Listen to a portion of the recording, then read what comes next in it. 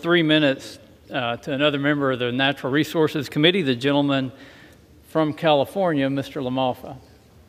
The gentleman from the great state of California is recognized. Thank you, Mr. Chair. Thank you, Mr. Speaker. I appreciate the time here tonight to talk about this key issue here.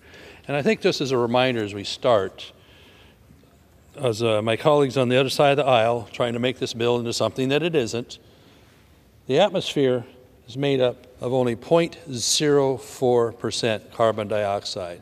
So the hysteria, since it's raised from 0.03 for the last couple decades, is really misplaced as we try to have an energy source that's reasonable and secure for the American people. The Energy and Information Administration predicts a 50% increase in global energy consumption by the year 2050. Currently, America is the world's leading producer in natural gas.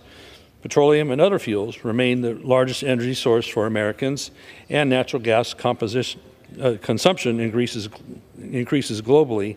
They are expected as well. So we have, over time, the reality that no matter what the U.S. is doing, the rest of the world is going to be increasing its energy consumption. And you see on top here that all the renewables are great. They're only going to remain a tiny, tiny part around the world while we're contorting our economy to try and put our own selves out of business by meeting these ridiculous goals. So we must promote more domestic energy production, open more federal lands for exploration and drilling. H.R. 1 is a timely piece of legislation that will do that. Give the American people what they really want. Yeah, they want clean air and clean water, but they also want reasonable energy, and we know how to do it cleanly and efficiently. We must not forget that in the clean energy conversation, that America's energy is cleaner than other top producers who will keep producing like China and Russia. American energy is clean energy. So I'm glad to see this bill making the reforms that are necessary to help on energy as well as forestry. With the burdensome NEPA process that's delaying U.S. Forest Service doing needed thinning projects, like in my district where I've had the Camp Fire that burned down most of the town of Paradise and a million-acre fire known as the Dixie Fire.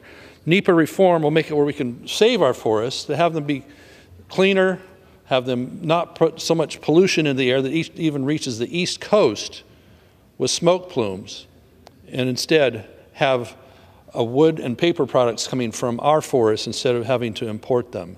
It makes a heck of a lot more sense to have a process to work through NEPA and others that still is accountable ecologically, but is something you can get done so we can get ahead of the curve with better forest management and energy that's cleaner that comes from our country.